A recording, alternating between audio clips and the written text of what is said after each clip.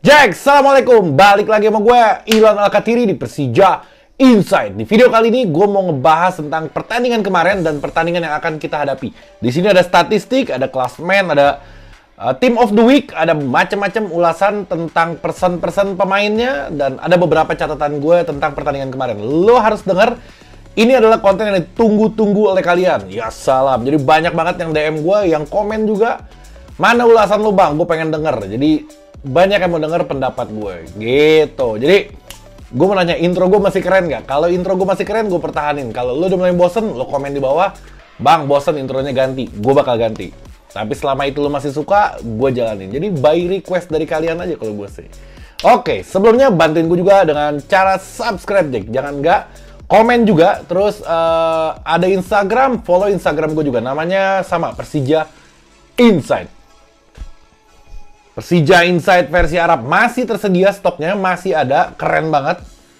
Waduh, mantap ini. Lo kalau mau beli, bisa ada di WhatsApp gue, di bawah linknya gue taruh di deskripsi. Sama lo bisa kalau mau nggak mau ribet, lo mau beli di Tokopedia, gue taruh juga linknya di Tokopedia. Jadi lo bisa beli langsung ke Tokopedia. Atau lo mau nanya-nanya, boleh lo WhatsApp gue, ntar linknya gue juga taruh di bawah. Ada beberapa catatan di sini. Di layar komputer gue udah gue catat poin demi poinnya yang penting untuk gue bahas. Lo bersabar karena video ini akan lumayan panjang, jadi siapkan waktu kalian. Siapkan kuota juga, jangan lupa. Kalau kuotanya mau habis, lo cari wifi, lo ke cafe, lo ke McD, kemana aja lo cari. Yang penting lo nonton gue sampai habis. Ini bakal mantap banget. Oke, gue mulai ya. Persiapan Jack. Aduh, Brave Fatari. Ya salam, jangan dari Brave Fatari mulanya dong. Persija rubah gaya main. Itu kita mulai dari situ. Jangan Brave, ngapain Brave? Gak ada yang bisa dibahas dari dia. Oke, Persija rubah gaya main. Oke, gue jelasin. Jadi Thomas Doll juga sudah mengkonfirmasi di konferensi persnya kalau dia mengiyakan Persija merubah gaya mainnya.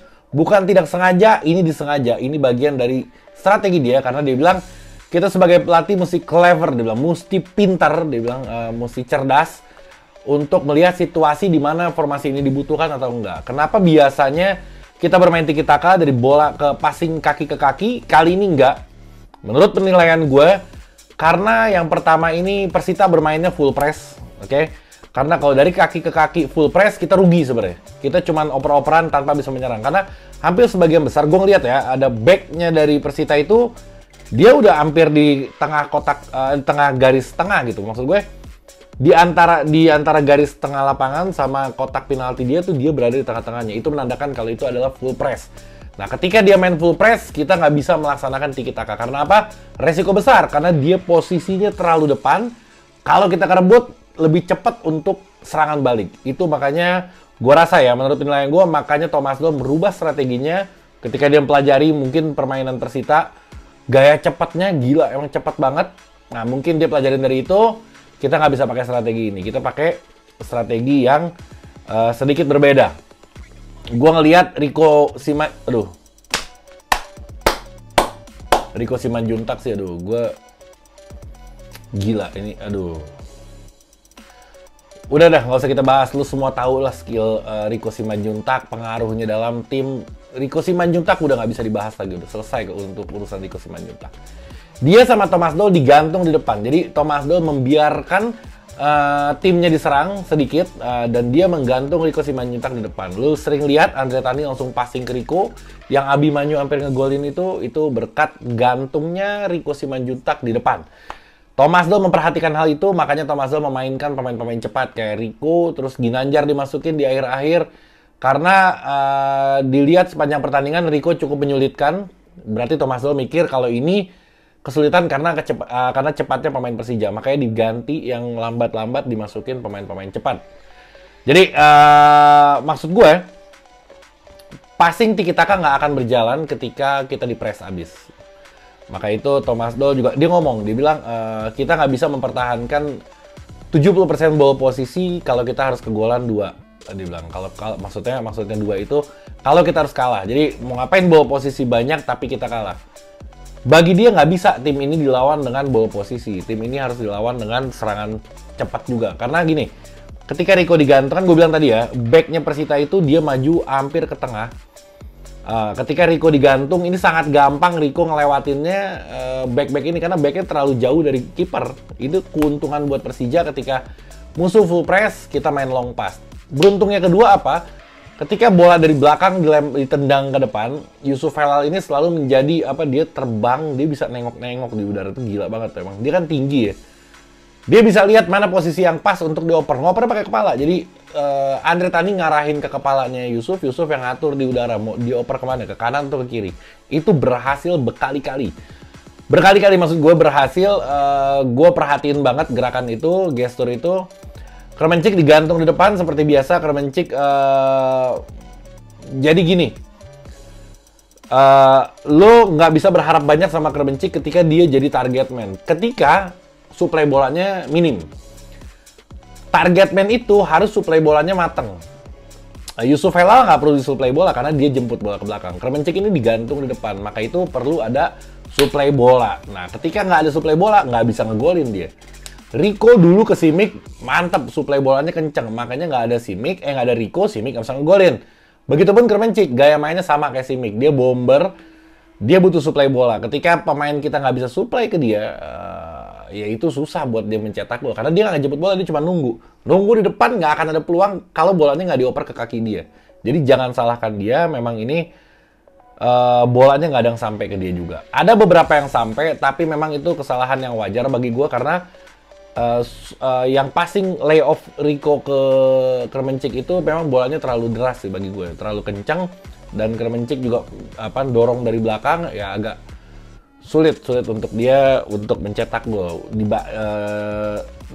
Rumputnya juga goyang lagi rumputnya goyang juga, jadi repot banget lah. Terus yang kedua, panjang, ini agak panjang, sabar Jack. Hanno Behrens nggak ada. Kalau lo mau main tiki taka, lu nggak ada pengumpan baik, nggak ada holder bola yang keren, nggak ada passing yang akurat, nggak ada keeping ball yang bagus, ya lu susah. Hanno Behrens jadi nggak main karena cedera betis dia. Yang gue cerita di video sebelum ini, gue bilang Hanno Behrens cedera betis karena rumput Pakansari ini tanahnya keras, jadi dia kram betisnya, maka itu dia cedera.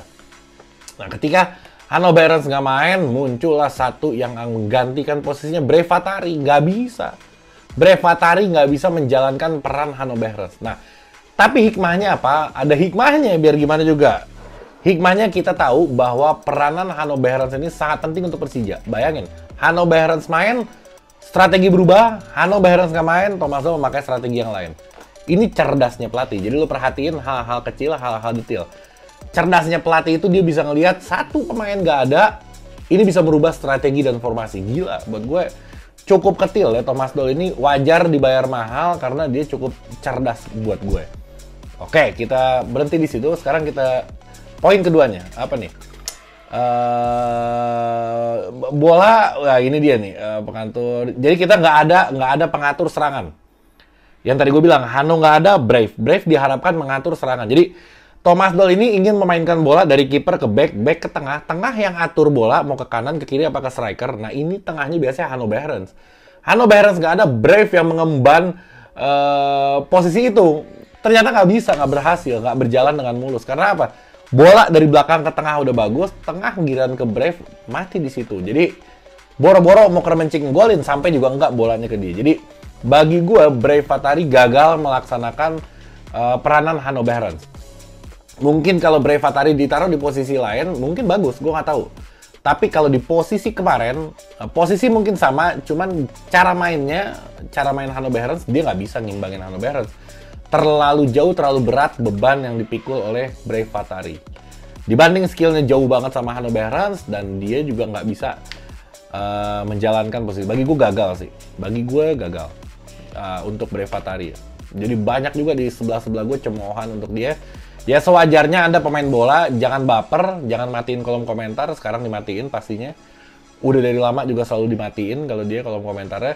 Maksud gue, ya lu konsekuensinya main di tim besar, ya lu main jelek dikit, lu pasti dibully. Karena apa? Karena harapan kita, ekspektasi The Jackmania terlalu tinggi.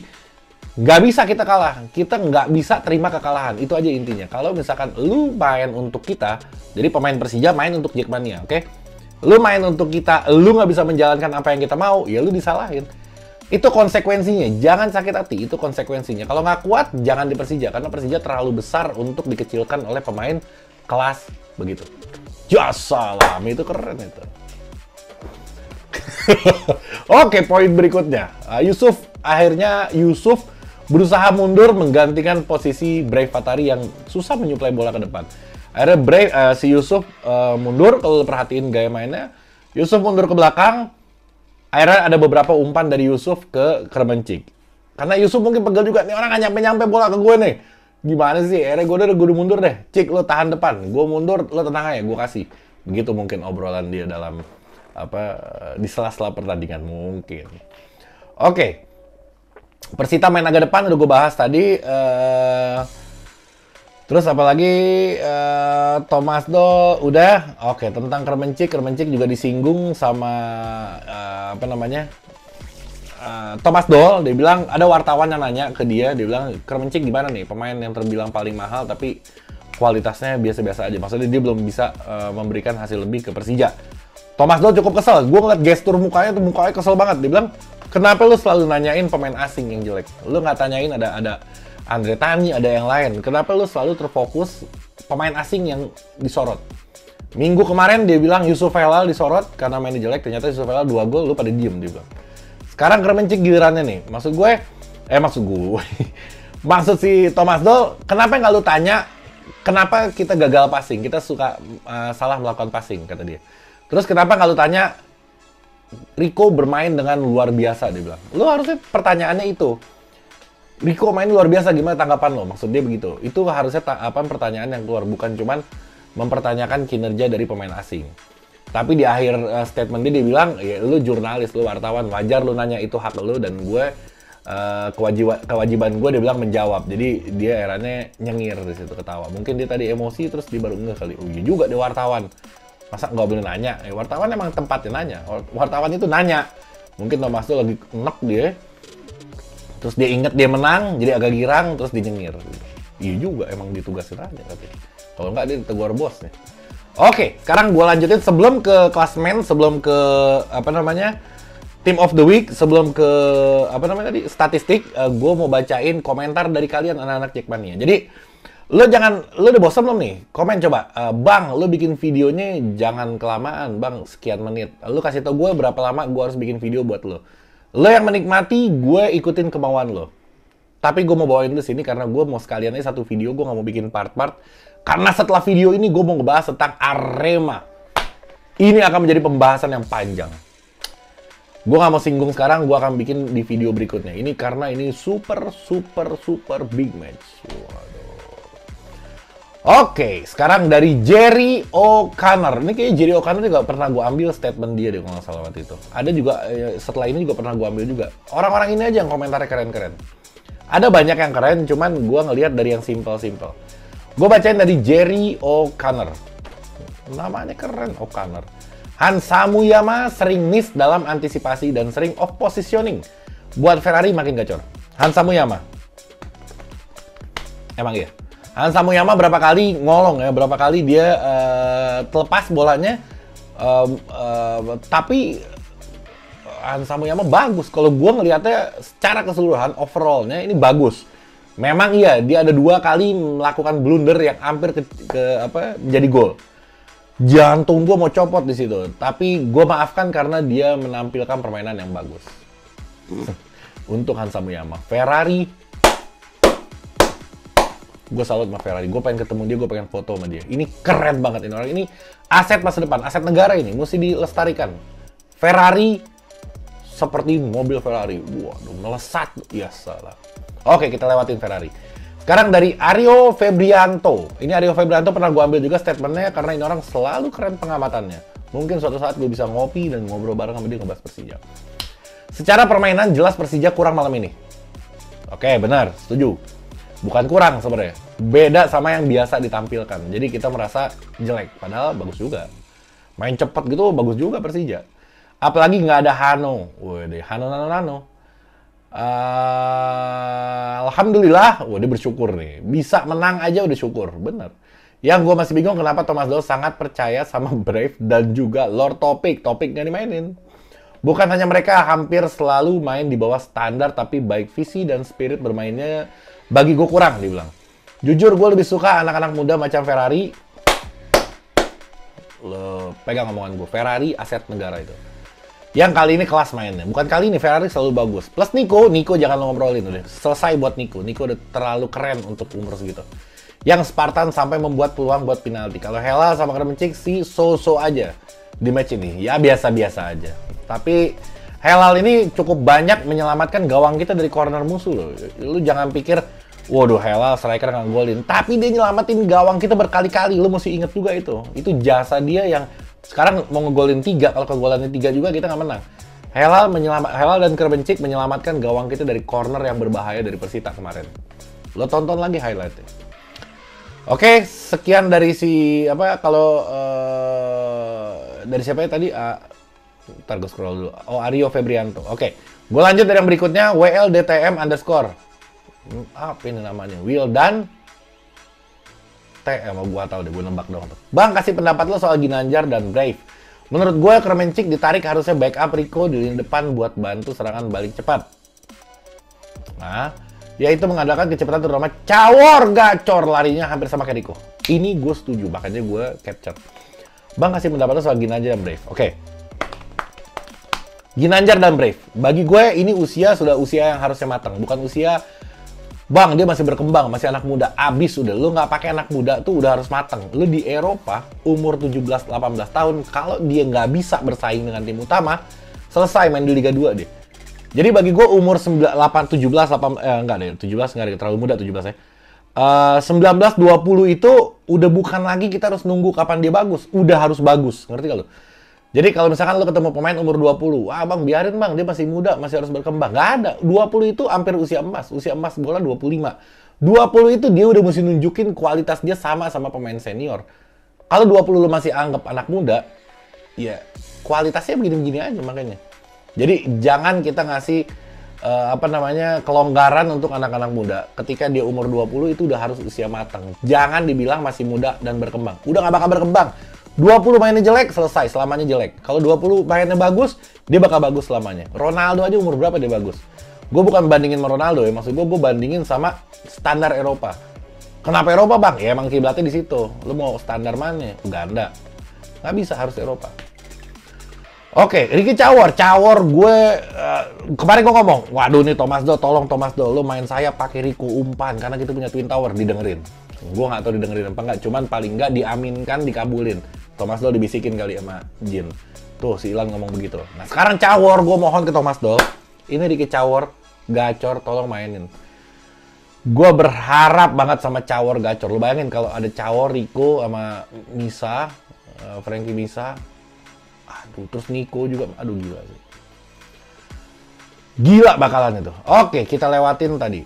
Sekarang kita ke Fans Health Apramana 92. Ini depan jadi bingung, si Ucup mau jadi striker atau gelandang sih. Ini dia mempertanyakan keluh kesah dia. Yang tadi gue bilang, Ucup ini sebenarnya striker, tapi karena dia ngelihat si Brave Fatari ini nggak bisa memerankan itu, akhirnya Ucup mengorbankan dirinya turun ke bawah untuk suplai bola ke depan. Jangan salahin Ucup, jangan salahin Kremencik, salahin dia. Jadi mau nggak mau Ucup mesti turun karena bola nggak sampai-sampai ke depan. Harusnya Kremencik terima kasih sama Ucup, walaupun nggak menjadi gol, paling nggak dia menciptakan beberapa peluang. Nanti ada shoot on targetnya gue bakal tampilin di sini. Ini panjang juga video gue nih. Kayaknya bakal lebih dari 20 menit. Sabar! Oke, dari Ferry OG. Menurut analisa gue, Persita sebenarnya teknik mainnya nggak bagus-bagus amat. Biasa-biasa aja emang. Cuma lari-larian, pressnya kenceng. Udah itu doang. Cuma mereka menang ototnya dan main cepat. Benar. Persija ke bawah ritme permainan. Benar. Persija ke bawah ritme permainan mereka. Nggak ada sentuhan dari kaki ke kaki, Abi kehilangan tandem. Benar. Semuanya benar. Keren. Ferry OG. Pakai motor ninja, waduh keren ya. Kepalanya kayaknya botak juga kayak gue tuh. Ferry OG, keren. Instagramnya Ferry OG, luar biasa. Gue nggak perlu tanggepin karena itu udah matang banget komentarnya. Ada Tramazka, tanpa Hano ada yang hampa serangan. Ya salam, hampa. Dan dua striker yang masih belum padu. Padahal Rico dan Nabi sering suplai bola ke mereka. Udah gue bahas tadi, oke? Sekarang kita beralih ke apa nih? Bentar, aduh error mouse gua. Statistik. Match statistik. Oke, ball posisi dipegang Persija 51%. Sebenarnya ini sama aja, imbang 50-50 bagi gue. Total shootnya 13 sama, 13-13. Shoot on targetnya Persija 2, hancur banget. Sedangkan Persita 6 shoot on target, tapi lu jangan kaget dulu karena apa? Shoot on targetnya nggak ada yang berbahaya. Lu shoot, one shoot dipegang kiper itu masuk on target. Nah, Persita itu sering, tapi nggak bahaya shoot-shootnya. Tapi kalau Persija, 2 shootnya bahaya. Persita enggak. Jadi banyak mubazir. Sedikit berkualitas lebih baik daripada banyak tapi mubazir. Nah, ini dia contohnya. On target 2 jadi gol 1 walaupun penalti. On target 6 nggak jadi gol. Itu banyak mubazir. Passingnya dari 296 mungkin ini ya. Ini mungkin artinya gitu ya. 210 akurat mungkin itu. Passing oke. Passing akurasinya 70%, untuk Persita 69%. 70% bukan angka yang bagus. Angka yang bagus itu di atas 85. 70% angka yang biasa-biasa aja. Sering gagal karena apa? Karena passingnya kita nggak main passing-passing cepat, kita main long ball. Tentu kalau main long ball itu nggak semuanya akurat. Kadang akurat, kadang nggak. Ya, kecuali kalau kita main passing 1-2, jumlah passingnya banyak, passesnya, tapi passing akurasinya juga akan tinggi.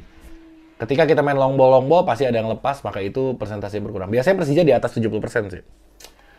Chances created. Waduh, ini peluang. Menciptakan peluang Persija 9, 7. Banyak juga, walaupun nggak jadi gol. Cornernya, tackle-nya 17 Persija. Intercept-nya nyodok begitu, Persija 15. Ini Persita 21. Bagus banget karena Persija salah passing terus, jadi di intercept terus. Clearance-nya 9 dan 13. Oke, sekarang gue berlanjut ke apa ini? The best of the week. Di sini ada striker-nya Pato. Terus ada siapa lagi nih? Gue nggak kelihatan terlalu jauh ini. Intinya banyak pemain di situ. Walhasil kapten kita Andre Tani Il Capitano Ferro menjadi salah satu pemain terbaik di minggu ini. Lo bisa lihat sendiri orang-orangnya di sini siapa. Yang paling penting, gue nggak ada urusan sama pemain yang lainnya. Yang paling penting adalah Andre Tani terpilih menjadi kiper terbaik di minggu ini. Keren banget. Yang terakhir adalah susunan klasmen. Oke, Borneo FC Samarinda berhasil menjadi puncak klasemen. Ada Madura, PSM Makassar, Persita, Bali, dan Persija Jakarta. Gue lagi nyari yang satu lagi di mana ya tuh?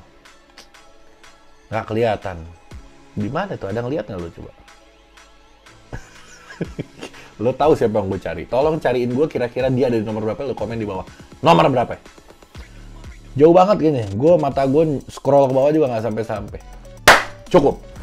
Ya, ini udah sekitar 20 sekian menit. Udah terlalu lama buat kalian. Nanti kalian bosen ngeliatin gue. Kalau lo nggak bosen, lo komen. Nah, Bang, gue nggak bosen. Bang, lo kalau bisa bikin video lebih lama lagi, nggak apa-apa. Gue bakal bikin. Tapi kalau misalkan, Bang, kelamaan, 10 menit aja, 15 menit aja, gue akan bikin juga. Oke, gue ingetin sekali lagi, kaos gue masih tersedia. Ada di Tokopedia atau di WhatsApp gue. Gue taruh dua-duanya, link Tokopedia dan link WhatsApp gue di deskripsi. Ini gue nggak akan produksi lagi. Ini produksi terakhir gue. Jadi kalau lo punya ini, waduh, lo berarti generasi milenium. Wassalam. Oke, sampai sini dulu video gue. Tonton video gue yang lain, banyak banget gue upload dari tiap hari, kadang sehari 2 kali. Lo lihat video-video sebelum gue, lo tontonin juga. Lo share ke grup-grup WhatsApp anak-anak Jackmania supaya semua nonton dan semoga bisa saling berkontribusi dalam memberikan opini. Lo komen di bawah opini-opini lo, pendapat lo, jadi kita bisa sama-sama beropini. Ini juga konten gue berdasarkan opini dari kalian. Panjangan bang ngomongnya, iya. Oke deh, sampai sini dulu ya. Persija Insight. Mundur dulu.